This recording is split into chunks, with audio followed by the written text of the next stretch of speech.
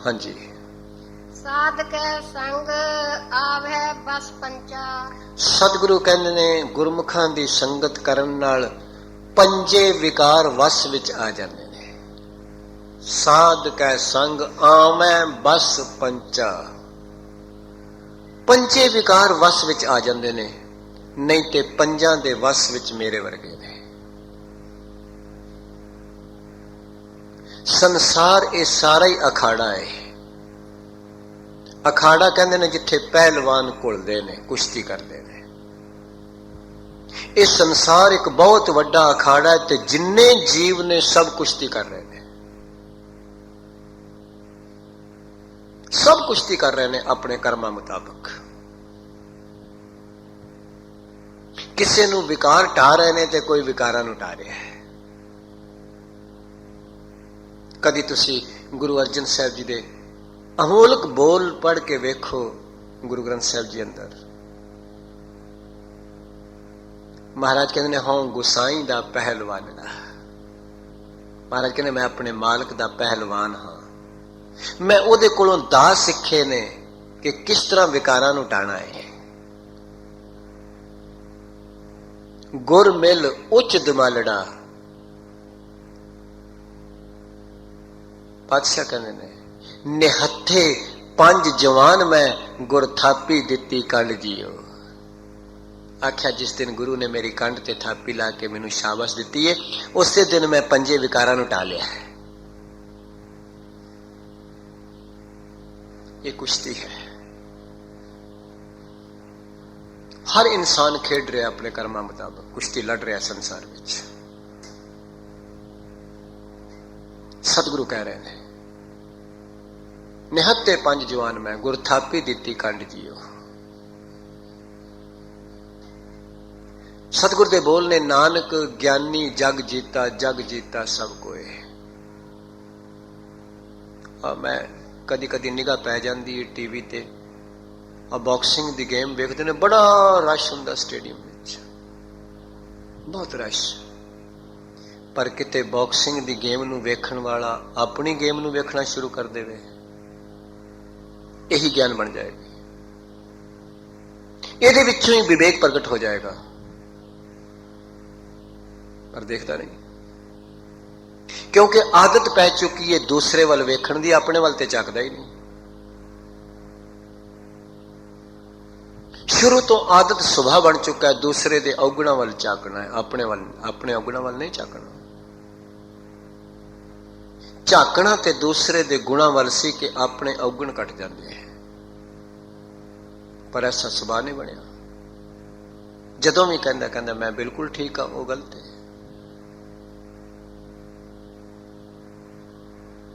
जदों भी यही सुभाव बन गया जीवन में हमेशा। बाणी उसनू मत्था टेकदा जेड़ी कह रही है हम सब ते बुरे हम तज भलो सब कोए। कबीर हम सब ते बुरे। मत्था उसनू टेकदा जेड़ी कह रही है हम अवगुण भरे एक गुण नहीं। मत्था उसनू टेक रहा जेड़ी कह रही है एक ना भरिया क्यों कर तोवा। मत्था ते उसनू रोज टेक रहा जेड़ी कह रही है जेता समुंद सागर नीर भरिया तेते अवगुण हमारे। पर फिर गल की हो रही है? ते जदों गल करदा कहंदा मेरे विच ते अवगुण ही कोई नहीं, मैं ते ठीक हाँ, गल ते होए।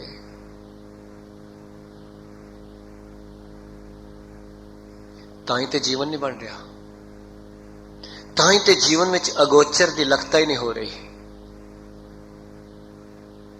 होर ते कोई गल नहीं,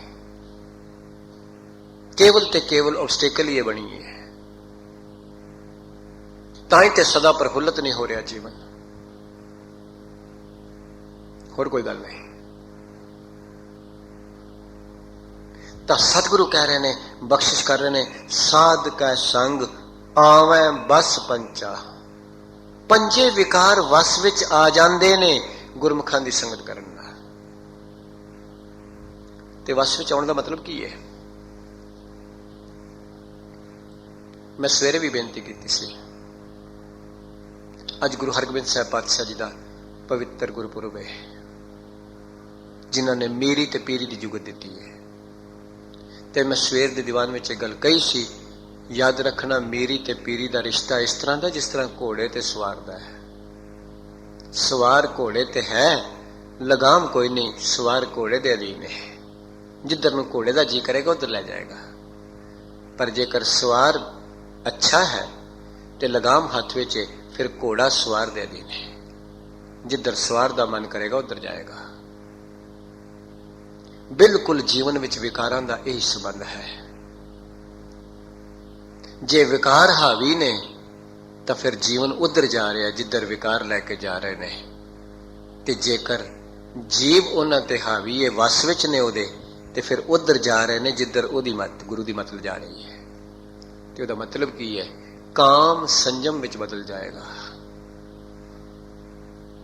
ਲੋਭ ਯਾਦ ਰੱਖਣਾ ਤਿਆਗ ਵਿੱਚ ਬਦਲੇਗਾ,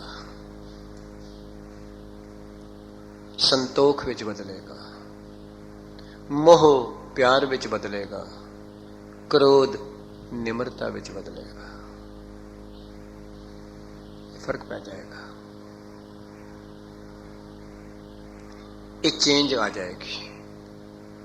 ਤਾਂ ਸਤਿਗੁਰੂ ਨੇ ਬਾਣੀ ਚ ਆਖਿਆ, ਨਾਨਕ ਗਿਆਨੀ ਜਗ ਜੀਤਾ, ਜਗ ਜੀਤਾ ਸਭ ਕੋਏ। ਇੱਕ ਜਗ ਦੇ ਗੱਗੇ ਥੱਲੇ ਔਂਕੜ ਹੈ, ਦੂਸਰੇ ਜਗ ਦੇ ਗੱਗੇ ਨੂੰ ਸਿਆਰੀ ਹੈ। ਮਹਾਰਾਜ ਕਹਿੰਦੇ ਗਿਆਨਵਾਨ ਜਗ ਨੂੰ ਜਿੱਤ ਲੈਂਦਾ, ਨਹੀਂ ਤੇ ਸੰਸਾਰ ਸਾਰਿਆਂ ਨੂੰ ਜਿੱਤ ਰਿਹਾ। ਤਾਂ ਸਤਿਗੁਰੂ ਨੇ ਕਹਿ ਦਿੱਤਾ, ਮਨ ਜੀਤਾ ਹੈ ਜਗ ਜੀਤ। ਤਾਂ ਗੁਰਦੇਵ ਕਹਿ ਰਹੇ ਨੇ, ਸਾਧ ਕੈ ਸੰਗ ਆਵੈ ਬਸ ਪੰਚਾ। ਹੋਰ ਕਿਤੇ ਗੁਰਮੁਖਾਂ ਦੀਆਂ ਉਂਗਲਾਂ ਥੋੜੀ 4, 5 ਤੋਂ 7 ਹੋ ਜਾਣਗੀਆਂ, ਜਾਂ 4 ਰਹਿ ਜਾਣਗੀਆਂ, ਜਾਂ ਹੱਥ ਲੰਮੇ ਚੌੜੇ ਨਹੀਂ ਹੁੰਦੇ, ਲੱਤਾਂ ਵਿੱਚ ਕੋਈ ਫਰਕ ਨਹੀਂ ਪੈਂਦਾ, ਕੰਨ ਕੋਈ 3 ਨਹੀਂ ਹੋ ਜਾਂਦੇ, 4 ਨਹੀਂ ਹੋ ਜਾਂਦੇ, ਅੱਖਾਂ ਵੀ ਕੋਈ ਛੋਟੀਆਂ ਵੱਡੀਆਂ ਨਹੀਂ ਹੋ ਜਾਂਦੀਆਂ। ਕੇਵਲ ਬਦਲਦਾ ਫਿਰ ਕੀ ਹੈ? ਮਨ ਦੀ ਵਿਚਾਰਧਾਰਾ, ਬੁੱਧੀ ਤੇ ਅੰਤःਕਰਨ। ਇਹ 3 ਚੀਜ਼ਾਂ ਬਦਲ ਜਾਂਦੀਆਂ ਨੇ। ਅੰਤःਕਰਨ ਸ਼ੁੱਧ ਹੋ ਜਾਂਦਾ ਹੈ, ਬੁੱਧੀ ਵਿਵੇਕ ਵਾਲੀ ਹੋ ਜਾਂਦੀ ਹੈ, ਤੇ ਮਨ ਵਿੱਚੋਂ ਚੰਚਲਤਾਈ ਨਿਕਲ ਕੇ ਨਿਸ਼ਚਲ ਵਾਲੇ ਪਾਸੇ ਆਉਣਾ ਸ਼ੁਰੂ ਹੋ ਜਾਂਦਾ ਹੈ। ਇਹ ਬਦਲਾਅ ਜ਼ਰੂਰ ਆਏਗੀ। ਤੇ ਗੁਰੂ ਸਾਹਿਬ ਕਹਿ ਰਹੇ ਨੇ, ਬਖਸ਼ਿਸ਼ ਕਰ ਰਹੇ ਨੇ, ਸਾਧ ਕੈ ਸੰਗ ਆਵੈ ਬਸ ਪੰਚਾ। ਆਵੈ ਬਹੁਵਚਨ ਹੈ, ਪੰਜੇ ਵਸ ਵਿੱਚ ਆ ਜਾਂਦੇ ਨੇ। ਹਾਂਜੀ, ਸਾਧ ਸੰਗ ਅੰਮ੍ਰਿਤ ਰਸ ਪੁੰਜਾ। ਮਹਾਰਾਜ ਕਹਿੰਦੇ ਨੇ, ਗੁਰਮੁਖਾਂ ਦੀ ਸੰਗਤ ਨਾਲ ਫਿਰ ਬਣਿਆ ਕੀ? ਇੱਥੋਂ ਸਪਸ਼ਟ ਹੋ ਗਿਆ ਕਿ ਜਿਹੜੇ 5 ਦੁਸ਼ਮਣ ਸਨ ਉਹ ਅੰਮ੍ਰਿਤ ਚੱਖਣ ਨਹੀਂ ਸੰਦੇ ਰਹੇ। ਬਸ ਅੰਮ੍ਰਿਤ ਤੱਕ ਪਹੁੰਚਣ ਨਹੀਂ ਸੰਦੇ ਰਹੇ।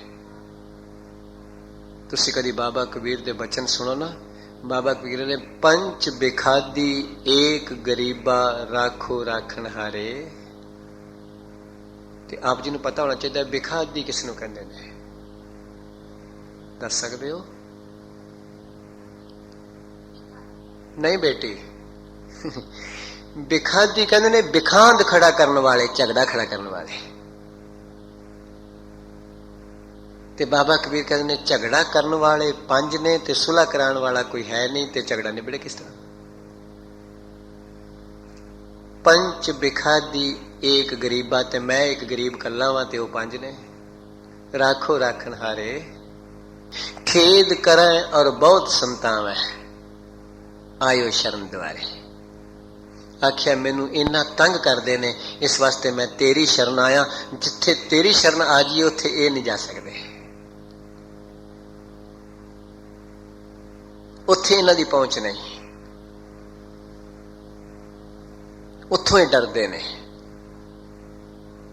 ਨਸ ਵੰਜੋ ਕਿਲ ਵਿਖੋ ਕਰਤਾ ਘਰ ਆਇਆ, ਸਤਿਗੁਰੂ ਕਹਿੰਦੇ ਨੇ। ਇਸ ਵਾਸਤੇ ਡਰਦੇ ਨੇ। ਤਾਂ ਗੁਰੂ ਸਾਹਿਬ ਨੇ ਬਖਸ਼ਿਸ਼ ਕੀਤੀ, ਭਗਤ ਜੀ ਨੇ ਅਰਦਾਸ ਕੀਤੀ। ਤਾਂ ਭਗਤ ਜੀ ਬਾਬਾ ਰਵਿਦਾਸ ਵੀ ਆਸਾ ਰਾਗ ਵਿੱਚ ਸ਼ਾਇਦ ਇਹ ਬਚਨ ਕਹਿ ਰਹੇ ਨੇ ਕਿ ਮੱਛੀ ਨੂੰ ਇੱਕ ਜੀਭ ਦੇ ਰਸ, ਮਾਸ ਦਾ ਟੁਕੜਾ ਕੁੰਡੀ ਨਾਲ ਪਕੜਦੀ ਹੈ, ਕਾਬੂ ਆ ਜਾਂਦੀ ਹੈ। ਹਿਰਨ ਨੂੰ ਕਨਹੇੜੇ ਦਾ ਰਸ ਹੈ, ਉਹ ਆਵਾਜ਼ ਸੁਣਦਾ ਤੇ ਜਾਲ ਵਿੱਚ ਫਸ ਜਾਂਦਾ ਹੈ। ਬਾਂਦਰ ਨੂੰ ਕੇਵਲ ਛੋਲਿਆਂ ਦੀ ਮੁੱਠੀ ਦਾ ਰਸ ਤੇ ਲਹੂ ਪਕੜਦਾ ਤੇ ਕਾਬੂ ਆ ਜਾਂਦਾ। ਤੇ ਜਿਸ ਬੰਦੇ ਕੋਲ 5 ਹੀ ਵਿਕਾਰ ਹੋਣ, ਉਹ ਭਲਾ ਕਿਵੇਂ ਨਿਕਲੇ? वो किस तरह निकले? जिस पंछी जानवर नूं एक एक रस एक एक विकार है वो फस जाता है, ते जिस बंदे कोल पंजे ही होण भला वो किवें निकले? मेरे मालिक तू करे कृपा करें ते निकले, तू करे बख्शिश करें ते विचों मुक्त होवे। किते एक रस माड़ी जी छड्डण की कोशिश करता है, दूसरा फिर आ जाता है, दूसरा छड्डण की करता है, तीसरा हैवी हो जाता है। तो गुरुदेव कह रहे ने बख्शिश कर रहे हैं। महाराज कहते हैं फिर उन्हें जेडे पंज ने तो पंजा तो बच जाते हैं, वस विच आ जाते हैं, फिर उन्होंने मिलता की है वो गुरमुखां दी संगत विच अमृत रूपी रस नूं पुंचदे ने। पुंचना का मतलब हुंदा है खा के हजम कर लेना, खा के हजम कर लेना। ते कई लोग खा सकते ने ते हजम नहीं कर सकते। मैं कहना हुन्ना जेड़े केवल ते केवल खांदे ने ते हजम नहीं करते वो जीव दे सज्जन ने, पेट दे दुश्मन ने। वो केवल जीव दे मित्र ने, पेट दे दुश्मन ने, याद रखना। उन्होंने जीव नाल मित्रता ही है, पेट नाल दुश्मनी है। जेड़े केवल गुरु दे शब्द नूं कन्ना ताकर दी मित्रता ही बनाते ने, याद रखना मन विच ते हाली वसदा नहीं, फिर की गल होई? फिर दूरी दूरी, फिर दूरी है। पातशाह जी बड़ी गंभीरता नाल गल कर रहे हैं। ते कई लोग किसी पार्टी ते चले जान, इन्ना खाई जाते हैं, इन्ना खाई जाते हैं, घर आन के हजम नहीं करते, मुफ्त की शराब समझ के पी जाते हैं, घर आन के उल्टियां करते हैं। ऐसे केस बड़े ने। मैं रात एक जगह सा तो मैंने एक सज्जन कह लगे ऐसे कई लोग ने जिहड़े बहुत खा लेंदे ने, बहुत खा लेंदे ने, फिर एक गोली निकली है वो खांदे ने जिहदे नाल कोलेस्ट्रॉल नहीं अंदर बनता। तो मैं कहा लोड़ ही की है पहला इन्ना खाण दी बोतल? वाए क्यों? पर जरूर दुश्मनी करनी है अपने ढिड नाल आप ही, पर हो जाती है। मैं तुहानू कह देवां कदी कदी मेरे कोलों भी हो जाती है। किसी ने कोई आइसक्रीम दे दी, नहीं ज्ञानी जी जरूर खा लो, जरूर खा। मेरी तो दुश्मन है, पर फिर भी जीप कहती नहीं लै लै। मैं एक दिन बेनती की सी, जेकर जीव दे पेट की दोस्ती हो जाए तो शरीर अरोग होना शुरू हो जाता है। जिस दिन बुद्धि ते मन की दोस्ती हो जाए, मन निर्मल होना शुरू हो जाता है। जिंदगी की बड़ी अहम गल है, याद रख लेना। जीव ते पेट की दोस्ती करनी है, शरीर अरोग जरूर होएगा। जीव मंगे, पेट नहीं सहारदा, ना खाओ। जीव ते पेट का समझौता हो गया तो शरीर अरोग शुरू हो जाएगा। जिस दिन गुरमत ते मन का रिश्ता आपस में विचार जुड़ गए, मन निर्मल होना शुरू हो जाएगा। मन गुरमत नाल सुलह कर लवे, जीव पेट नाल सुलह कर लवे, बस तन करके भी ठीक ते मन करके भी ठीक। ते गुरुदेव कहते ने बख्शिश करते ने साध संग अमृत रस पुंजा। महाराज कहने अमृत का मतलब है जिहड़ी मौत नहीं जिथे पहुंचती, मरदा नहीं। अमृत जेड़ा रस गुरमुखां दी संगत विचों आउंदा वो कदी मरदा नहीं। बाकी दे रस तो खत्म हो जाते ने। तुसी हुणे मिठा खाओ, उस तो बाद कौड़ा खाओ, रस का स्वाद बदल गया। पर जिन्हां ने एक बारी अमृत रस नूं पुंज कर लिया, हजम कर लिया, उन्हां ते दूसरा असर नहीं कर सकता कोई रस। बाबा लैणा ने गुरु नानक साहब की संगत विच आण के अमृत रस पुंचिया, होर रस कित्थे असर किया कोई उत्ते? सारी उम्र नहीं किया कोई।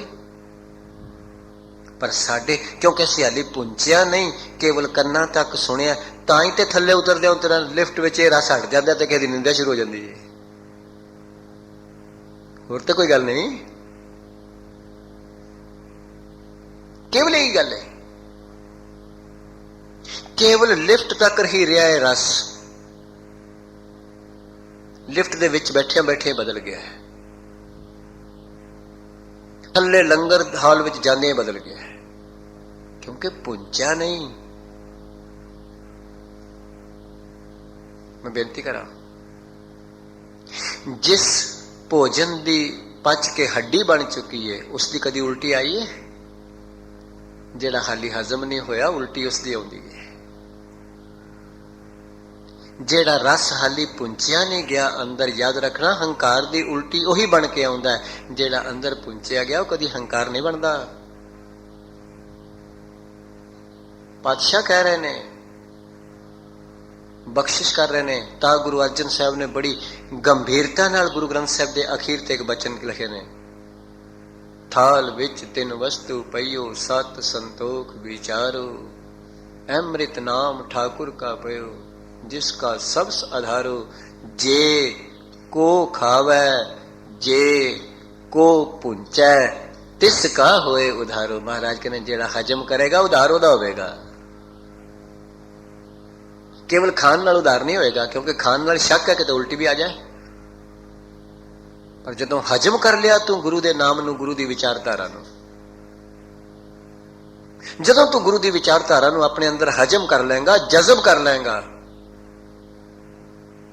जेड़े गुरु दे शब्द नू अपने अंदर जज़ब कर लेंदे ने, याद रखना वो मजहब तो उत्ते उठ जाते हैं।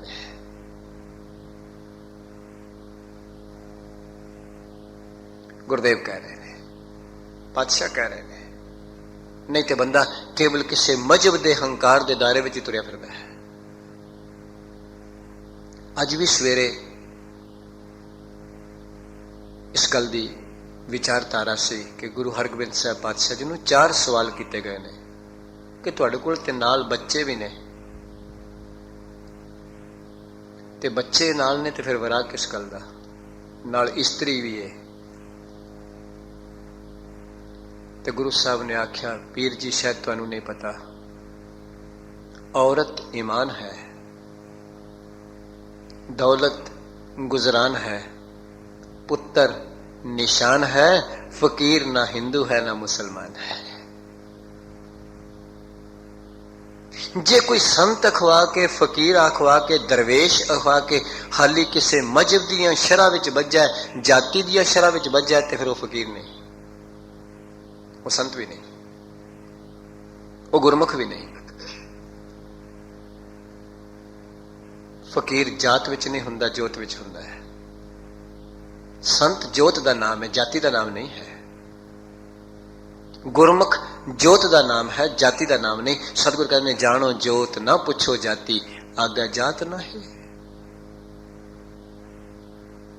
तू रवे अपनी जाति विच पर उठ के रवे, वासा तेरा जोत विच होवे। कमल दा फुल बनदा चिक्कड़ विचों है, पर चिक्कड़ नालों रिश्ता तोड़ के उच्चा ही हो जाता है। फुल दा पानी नाले, पर पानी तो भी निर्लेप रहता है। सतगुरु कह रहे ने, बख्शिश कर रहे ने, संसार विच रहो जरूर, पर संसार तो उच्चा उठ के रहो। पातशाह कह रहे ने, साध संग अमृत रस पुंचा। हाँ जी, साध संग होए सब की रेन। पातशाह जी कह रहे ने, आख्या गुरमुखां दी संगत विच आउण तो बाद बंदा सारियां दी चरण धूड़ बन के, नीवा बन के रहंदा है। याद रखना, रेन ते रैन विच फर्क है। जदों 2 लावां आ जाणगियां रारे ते उचारण होएगा रैन ते अर्थ होएगा रात, ते जदों 1 ला होएगी ते रेन दा मतलब होएगा चरण धूड़, नीवा। महाराज कहने, गुरमुखां दी संगत विच जाके बंदा किसी किस्म दा हंकार तो बरी हो जाता है। ना धन दा हंकार, ना इलम दा हंकार, ना बल दा हंकार, ना चतुराइयां दा हंकार, सब हंकार गुरु की कृपा नाल टुट जाता है। गुरमुखां दी संगत करके, क्योंकि गुरमुखां दी संगत शुरू ही इत्थों हुंदी है। कबीर साधु को मिलने जाइए, साथ ना लीजा कोई। साथ ना लीजा का कोई मतलब ये नहीं भी किसी बंदे नाल नहीं लिया। साथ ना लीजा का कोई, सतगुरु कहते ने, अपने नाल कोई हौमे का संकल्प ना चुक के ले जाई, फिर तेरा काम नहीं बनेगा। जे तू हौमे दे संकल्प भी नाल चुकेगा ना, गुरमुखां दी संगत तेरे ते असर ही नहीं करेगी। कागज ਮਾੜੀ ਜੀ ਬੂੰਦ ਲੱਗ ਜਾ ਗਲ ਜਾਂਦਾ, ਪਰ ਜੇਕਰ ਤੁਸੀਂ ਪਹਿਲਾਂ ਕਾਗਜ਼ ਨੂੰ ਘਿਓ ਨਾਲ ਚੰਗੀ ਤਰ੍ਹਾਂ ਲਪੇੜ ਲਓ, ਫਿਰ ਪਾਣੀ ਵਿੱਚ ਸੁੱਟੋ, ਗਲਦਾ ਹੀ ਨਹੀਂ। ਪਾਤਸ਼ਾਹ ਬਾਣੀ ਵਿੱਚ ਕਹਿੰਦੇ ਕਾਗਜ਼ ਕ੍ਰਿਤਰ ਹੈ ਜੋ ਚੰਗਾ ਹੈ। ਤੁਸੀਂ ਕਦੀ, ਹੁਣ ਤੇ ਰਿਵਾਜ ਹੀ ਕੁਝ ਹੋ ਗਿਆ ਕਿ ਪੁਰਾਣੀਆਂ ਮਾਈਆਂ ਕੁੱਜਿਆਂ ਵਿੱਚ, ਕੱਚਿਆਂ ਕੁੱਜਿਆਂ ਵਿੱਚ ਘਿਓ ਰੱਖਦੀਆਂ ਸਨ। ਅੱਜ ਨਵੀਂ ਜਿਹੜੀ ਜਨਰੇਸ਼ਨ ਹੈ ਇਹਨਾਂ ਨੂੰ ਬਾਣੀ ਸਮਝਣ ਵਿੱਚ ਇਸ ਕਰਕੇ ਵੀ ਥੋੜੀ ਦਿੱਕਤ ਆ ਰਹੀ ਹੈ। ਪੁਰਾਣੀਆਂ ਮਾਤਾਵਾਂ ਮਿੱਟੀ ਦੇ ਕੁੱਜਿਆਂ ਵਿੱਚ, ਹਾਂਡੀਆਂ ਵਿੱਚ, ਭਾਂਡਿਆਂ ਵਿੱਚ ਘਿਓ ਰੱਖਦੀਆਂ ਸਨ ਤੇ ਘਿਓ ਦੇ ਵਿੱਚ ਲੂਣ ਦੀ ਥੋੜੀ ਜਿਹੀ ਇੰਨੀ ਕੋਈ ਡਲੀ ਰੱਖ ਦਿੰਦੀਆਂ ਸਨ, ਢੇਲਾ। ਸਤਿਗੁਰੂ ਨੇ ਬਾਣੀ ਚ ਬਖਸ਼ਿਸ਼ ਕੀਤਾ ਹੈ, ਕਾਗਤ ਲੂਣ ਰਹੇ ਕ੍ਰਿਤ ਸੰਗੇ। ਕ੍ਰਿਤ ਬਣੇ ਘਿਓ। ਲੂਣ ਘਿਓ ਵਿੱਚ ਰੱਖਣਾ ਸੀ ਕਿ ਖਰਾਬ ਨਹੀਂ ਸੀ ਹੁੰਦਾ ਘਿਓ, ਤੇ ਲੂਣ ਖੁਰਦਾ ਨਹੀਂ ਸੀ ਘਿਓ ਵਿੱਚ। ਪਾਤਸ਼ਾਹ ਕਹਿੰਦੇ ਤੂੰ ਸੰਸਾਰ ਵਿੱਚ ਇਸ ਤਰ੍ਹਾਂ ਰਹੋ।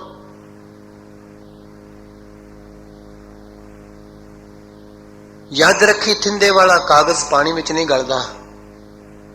ਜਿਸ ਦਿਨ ਤੈਨੂੰ ਗੁਰੂ ਦੇ ਮੱਤ ਦਾ ਥਿੰਦਾ ਲੱਗ ਗਿਆ, ਸ਼ਬਦ ਦਾ ਥਿੰਦਾ ਲੱਗ ਗਿਆ, ਸੰਸਾਰ ਦੇ ਵਿਕਾਰਾਂ ਵਿੱਚ ਤੇਰਾ ਕੁਝ ਨਹੀਂ ਵਿਗੜੇਗਾ। ਵਿੱਚ ਬੇਸ਼ੱਕ ਜਿੱਥੇ ਮਰਜ਼ੀ ਤੁਰਿਆ ਫਿਰੇ, ਤੇਰੇ ਮਨ ਨੂੰ